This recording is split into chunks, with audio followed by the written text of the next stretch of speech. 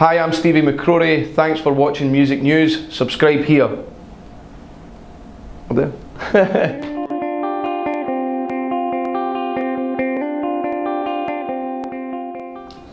Steve, it's great to see you again. It's great to see you again. Thanks for having me, man. Good, good. How you doing? All good? Great. Yeah. I mean, it's been a kind of tough journey since I seen you last, and it's been pretty hard going because you know you get, like I was saying, you get rocketed to this kind of TV stardom, and that doesn't last forever. So it's been hard. You know, you literally just won The Voice. You're in the eye of the hurricane. Has it calmed down a bit, or? Yeah, I mean, it's calmed down in terms of what people are seeing, but for me, I've been really busy. You know, exactly. I've been writing an album. It was something that I wanted to do as well. You know, I was offered the chance of singing other people's songs, but you know, it's been a dream of mine all my life to write an album. So you know, I took the hard route and wrote the album myself. And I think I did I made the right choice. Yeah, definitely. So Big World's out in January. My Heart Never Lies is the taster from the album. Yeah. I'm glad you got that right, because everybody thought it was a single. Oh yeah, no. Taster. But you know, if you download the single, download the album, you get it as a taster, right? Yeah, that's it. But yeah, I don't know. So yeah, is that more of the same? Let's say, can we expect from the album? Or? No, it's pretty different. I mean, I'd say My Heart Never Lies and Big World, the songs are probably quite in the same vein, but then there's stuff that's like really different to those songs. So yeah, it gets a bit. I'd say it's a bit more rockier, and elements of rock are in there, and it's probably a bit more. I don't know, a bit edgier than the Big World and My Heart Never Lies. Some of the songs, some of it's a bit like something quite anthemic, and so yeah. I mean, I did the best I could, and you know, it's definitely varied. I'd say there's a song kind of for everyone on the album. Yeah. I mean, that My Heart Never Lies is about your daughter Bibi, which is in the video too. That was fun to it was great. I mean, it's great to kind of, you know, express what I felt. Cause I mean, that song means a lot to me, obviously, because it's about my little girl and being away from home and stuff. But you know, I believe as a songwriter, you've got to write about personal experiences, and that's exactly what I was going through at the time. And the whole album's got a right mixture of what my feelings were like during the time of writing it, if you know what I mean. Yeah. So there's some that's quite uplifting, and some that's quite can kind of come across like I'm kind of in a bit like I'm trying to break into this industry, and you know, I'm kind of struggling about being away from home. But it always, even though it's kind of talks about being away from home and stuff, it's always got this element of positivity and stuff in the songs as well. Yeah, I mean, I was having a good listen to it this morning. Yeah, it's a real emotional journey, and it really sounds like you mean every single word. Yeah, I do. I mean, every pretty much, you're right. Every word I do mean when I sing it, and I mean, I think every singer should mean what they're singing about. No, it sounds almost ridiculous, but you know, some clearly don't. Yeah, exactly. But I mean, is there a theme running through the album? Yeah, I mean, the theme in general for the album is like, you know, it's called Big World, and that song's pretty much about Bibi coming into my life. I started writing that song about 3 years ago, and it's kind of about stepping into this world, you know, which is unknown to me, which was kind of like becoming a dad. Yeah. So I'm kind of stepping into this world of music and this industry that I don't know, and I thought just that, you know, that title was just perfect for the album title, because to me it does seem like this big huge world that I'm stepping into, out of my comfort zone and stuff. But yet generally the theme is family, like being on this musical journey and just kind of explaining how I felt during it, and between my feelings between me and my kid, me and my wife, me not wanting to let everybody down, because you know, I don't want to let my fans down as well. Yeah, no, of course. But I mean, and so these songs, are some of them sort of quite old then, that you've had hanging around for quite a while, or? Yeah, I mean, generally the oldest song is Big World, but the rest of them, they're kind of like, some of them I had chords and ideas, and they never really came to anything, but then in this writing process they all just kind of came to life.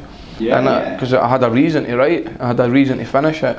So all original songs, all written by you? Yeah. I kept Lost Stars off the album as well, because I don't know, it feels good to have an album. Whatever happens, it feels good to have an album that I've wrote from the heart, and that I can look back on and go, you know, I wrote that album on a major record label, and whatever the journey may be, that to me is success, because it's what I dreamt of since I was 15. Yeah, so, no, and I've done absolutely. it. And what about the band? Who's in the band? The band at the moment, it's you know, there was talks of like session musicians and that to come in and play my band, but I kind of wanted my own band. I wanted to make my own band, and at the moment I've got one of my mates called Barry, and we had kids together. We went on a musical journey together about 5 years ago. We played Tea in the Park, and you know, got BBC Introducing Track of the Week.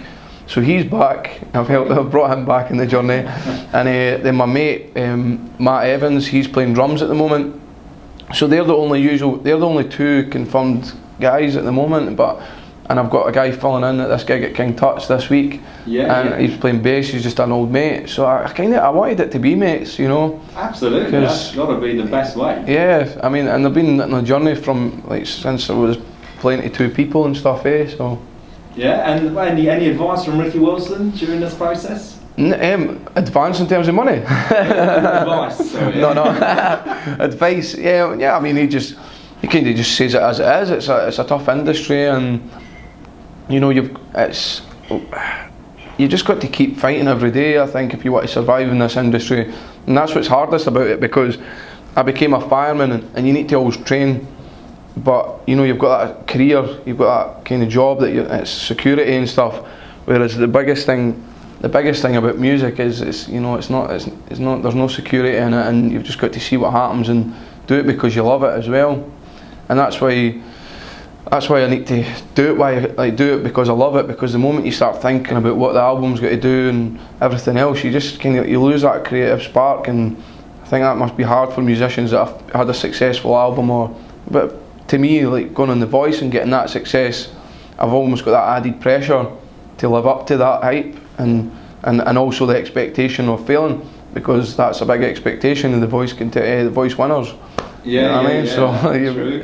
But that's fine. But I mean, how has your life? Has your life completely changed then since The Voice? Not really. My life's pretty much the same. My wife still works part time. I'm still the same guy, still the same dad, and yeah, I'm just doing like normal dad duties and DIY, but apart from that, it kind of has changed a bit. That's normal. That part of it's normal. But then there's this other side where, you know, I'm flown down to London. I'm doing like I did Children Need the other day. Yeah. I'll be back on TV again. So I mean, yeah, there's parts that are the exact same, but then there's this other part that's just completely different. And I think I feel the same person. I suppose that's what I mean. I just feel the same person. I've not changed or anything. What was the last DIY job you did then? I put a loft insulation in the attic, and it was horrible. I hated it. Like, it was so bad. Good job. Yeah, that stuff gets all over. Yeah, and the guy that's helped me out, Matt Evans, who's playing drums for me, he helped me. So we had the overalls on and the masks on, and it was such a horrible job. I was thinking to myself, what? I won The Voice. Surely I shouldn't be doing this, but that's the reality. Yeah. Have you got a name for your guitar? No, I've never done that actually. No, and I mean I love my guitar as well, but I've never been one that's named his instruments and stuff. I don't know if that's boring of me or not, because a lot of people do it, but you know, I don't know. It's not my type of thing. And you know, inspirational musically, where are you sort of drawing it from these days? You know, other artist wise. These days, I mean, it's pretty much similar to what it's kind of always been. Like, you know, bands like U2, Stereophonics, like singers like Bruce Springsteen, like Magic. Obviously, like Paolo Nutini, like Ben Howard, and more modern type of guys like James Bay. He's very kind of similar to the type of music that I could see myself playing. And I mean, the albums, like my own albums, it's not really like James Bay, but there's probably hints. If people like James Bay, they'd probably like my own music. Absolutely, yeah. I mean, if you had to sum up Big World then, sort of very briefly, how would you put it? I would say Big World is an album that's like, it's written from the heart. Every part of it is honest, and I think it showcases like my vocals and how I sing and how I feel as a person. So I think anybody that listens to Big World, and they're going to know who I am as a person, which I think that's important to me.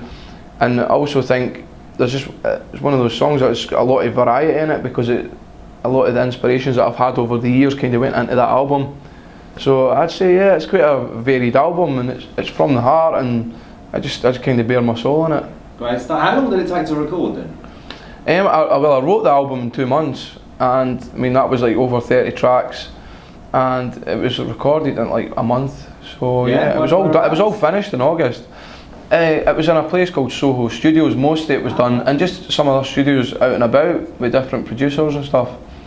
So yeah, I mean I'd love to get a second album and get it all written, and then get a band and get a producer and just go somewhere and do it all. Whereas this was in different locations, and we brought it all together with different mixers and producers and stuff, eh? Yeah. When you haven't started thinking of the second album already? Yeah, definitely. I mean, I'm not sure exactly what style it's got to be, but I mean, I'm writing songs as we speak now, and you know, you never know with music, eh? So no matter what this album does, I want to release a second album at least, you know.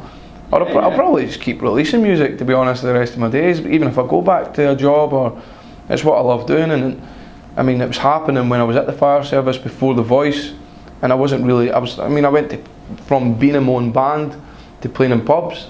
But even when I was playing in pubs, I was still writing my own music, and that's why I decided. I went, well, going on The Voice can't be any worse than like playing pubs, you know what I mean? And then I ended up winning it, so it worked out all right. Definitely. Well, thanks a lot for your time. It's been an absolute pleasure as usual. But if you had to choose, what are your best 3 songs off the album as we sit here now? That's a hard one, by the way, because I genuinely love every track on the album. But I would say like Lungs is the last track on it. Right. It means a lot to me. It's so hard. Like Big World, because it's like the sentimental meaning, because it's been with me so long. Yeah. And it's so hard, because the rest of them I kind of think that just, If We Wait, kind of more an anthem one, but then I could say the rest of them, you know, like Stone and Killing Time and Cannonballs. Like I could say all of them really, but yeah, they're probably the 3 that spring to my mind at the moment. Because I've been listening to it for so long now, eh? So my favourites kind of change and with the time. But yeah, that's excellent. And touring wise, when can we expect to see the live band on the road then? Well, I've got a sold out gig on Thursday, but it should be like around about March time. Hopefully I'll be on the road, and hopefully be getting festivals next year, and we'll just see what happens, I guess. I mean, the demand needs to be there, especially in this day and age. I hope so. Great stuff. Anything else to say to Music News watchers? Buy the album please, and come and see me if I'm playing live in your city or town. Fantastic, thanks a lot, man. Cheers man. Pleasure. Thanks.